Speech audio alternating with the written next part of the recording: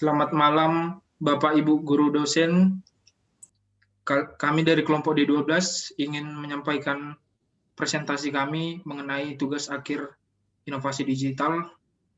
Perkenalkan, nama saya Firman Panjaitan dengan NIM 1142072 sebagai ketua. Selanjutnya teman saya bernama Raymond Gandhi Simamora dengan NIM 1142036. Selanjutnya dengan nama Tesalonika Siaan dengan NIM 1132012. Selanjutnya dengan Kak Sophia dengan NIM 1142048. Selanjutnya Kak Mercy Siagian dengan NIM 133320013. Kami akan melakukan presentasi. Slide-nya.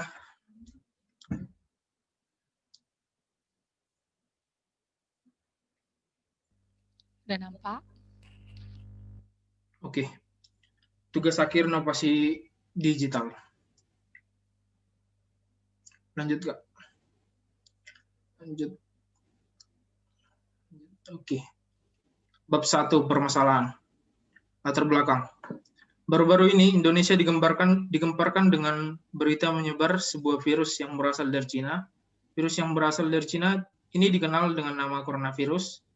Coronavirus ini merupakan salah satu virus yang serupa dengan common cold atau pilek yang dapat menyebabkan penyakit ringan hingga serius.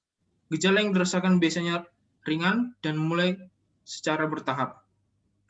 Pemerintah mengatakan gejala COVID-19 ini dinyatakan positif setelah 14 hari. Dengan munculnya COVID-19 ini, pemerintah Indonesia mulai menegaskan bahwa masyarakat dihimbau untuk tidak melakukan aktivitas di luar rumah.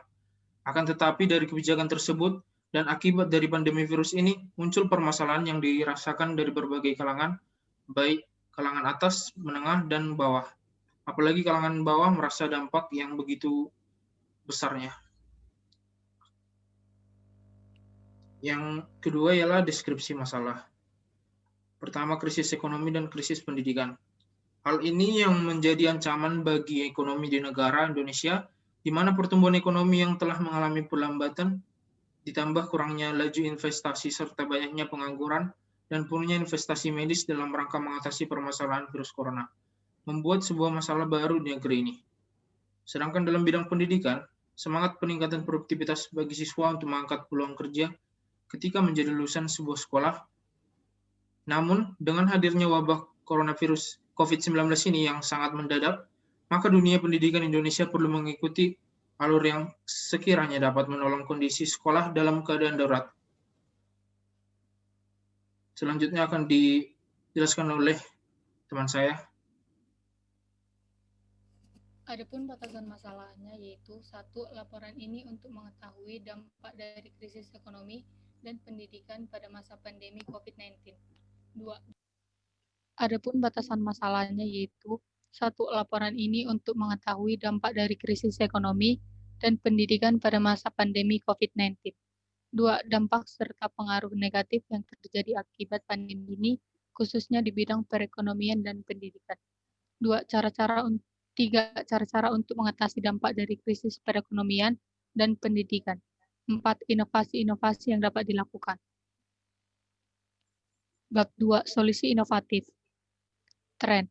Kendati ekonomi Indonesia mengalami krisis akibat COVID-19, Indonesia melihat potensi ekonomi digital maupun mendorong pemulihan ekonomi nasional. Indonesia untuk menunjukkan pertumbuhan ekonomi digital yang pesat selama 1 dekade terakhir, di mana Indonesia sudah memiliki 6 unicorn yaitu Gojek, Tokopedia, Bukalapak, Traveloka, OVO, dan JDID. Berbagai model inovasi pendidikan telah banyak dilontarkan dalam berbagai bentuk. Tujuannya untuk memecahkan persoalan-persoalan yang dihadapi, antara lain usaha pemerataan pendidikan, peningkatan mutu, peningkatan efisiensi, dan efektivitas pendidikan, dan relevansi pendidikan. Slide berikutnya akan dijelaskan oleh Sophia. Evaluasi solusi. Yang pertama di bidang ekonomi. Dengan sistem pembelajaran jarak jauh, Ini kan di bidang ekonomi kan, kenapa sih di evaluasi solusi? Yang pertama di bidang pendidikan. Dengan sistem pembelajaran jarak jauh, peserta didik tidak diharuskan atau diwajibkan untuk datang ke sekolah maupun kampus. Sarana pembelajaran jarak jauh tersebut tidak dapat dihindari dari perkembangan teknologi informasi dan komunikasi.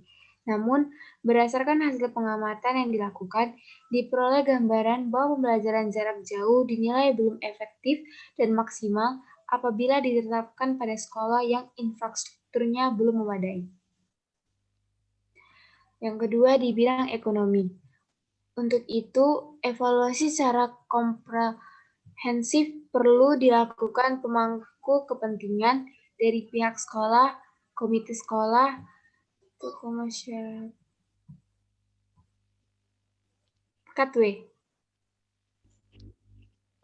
Untuk itu, evaluasi secara komprehensif perlu dilakukan pemangku kepentingan dari pihak sekolah, komite sekolah, tokoh masyarakat, para orang tua, wali murid, serta dinas pendidikan perlu dilakukan agar kualitas pendidikan tidak merosot, karena pendidikan adalah investasi jangka panjang bagi sebuah bangsa.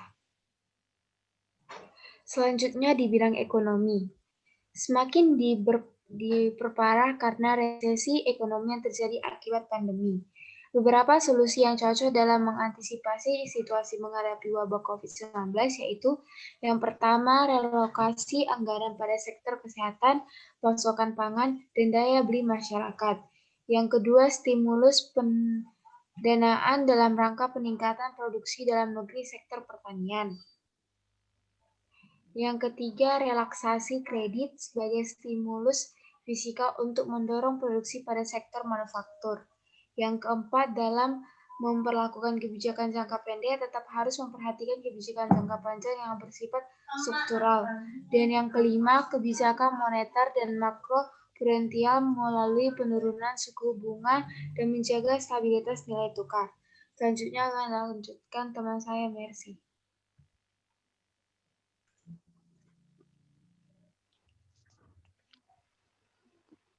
Selanjutnya ada deskripsi solusi A.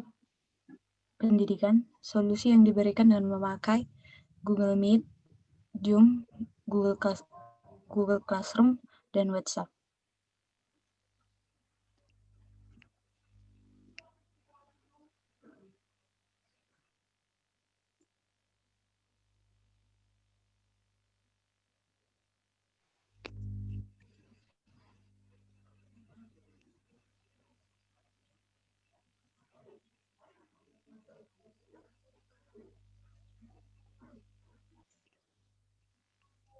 Di bidang perekonomian, solusi yang dilakukan dengan stimulus keuangan, relaksasi kredit, relokasi anggaran.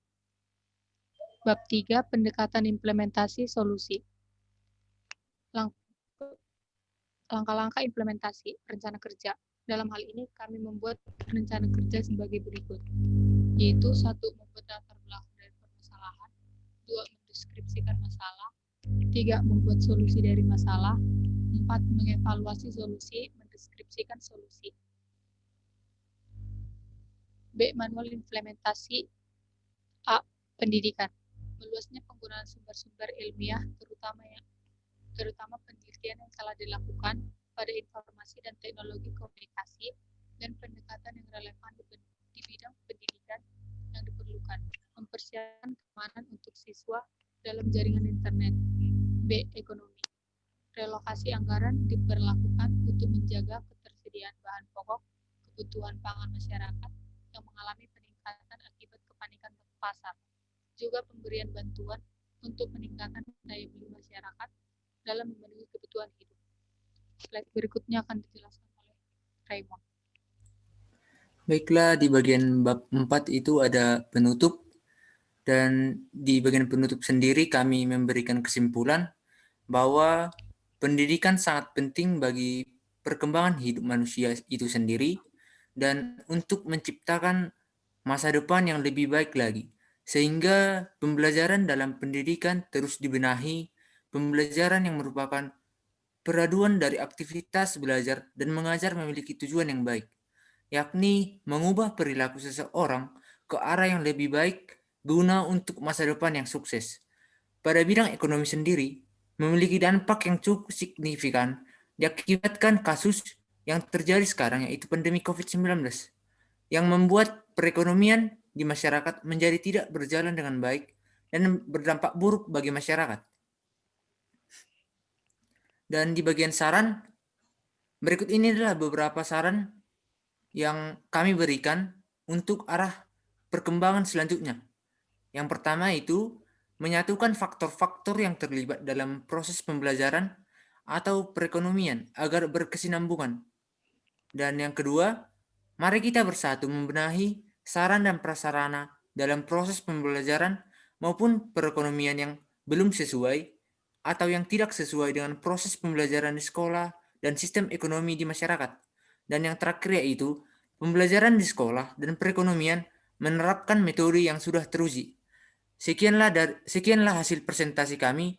Apabila ada kesalahan kata, mohon dimaafkan. Terima kasih.